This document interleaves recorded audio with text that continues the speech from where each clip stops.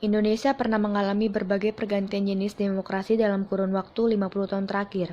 Kenapa harus berganti-ganti, di mana kesalahannya, dan apakah yang terakhir ini sudah jenis yang paling tepat? Ayo kita bahas satu persatu. Periode 1, demokrasi parlementer atau liberal.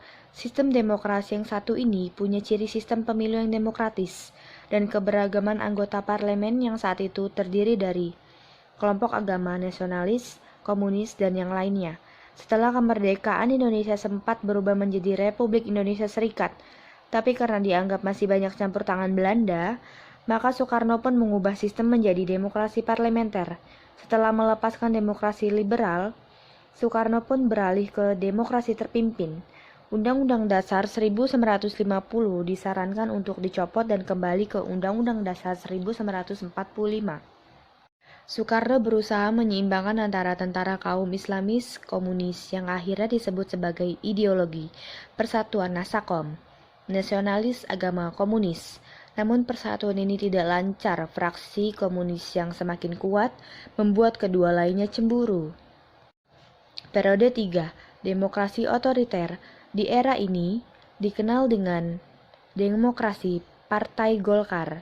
Saat pemilu dan Presiden Soeharto terus berkuasa selama 32 tahun, di era 60-an adalah saat Perang Dingin, di mana Soeharto sedang menjaga hubungan baik dengan blok barat maupun komunis di Indonesia. Ekonomi terus memburuk dan tidak menemukan solusi tahun kapan krisis ekonomi Asia menggoncang Indonesia.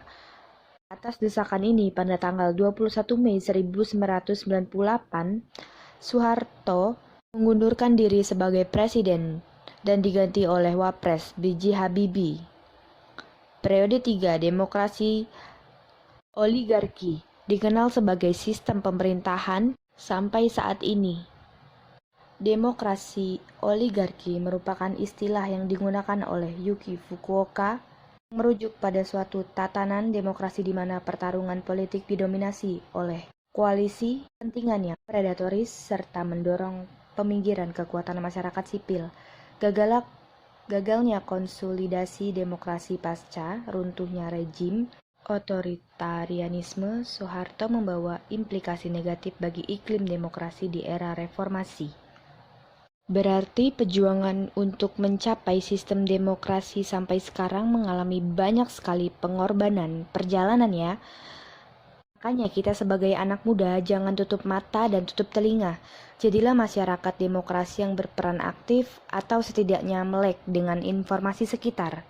Sekian dan terima kasih.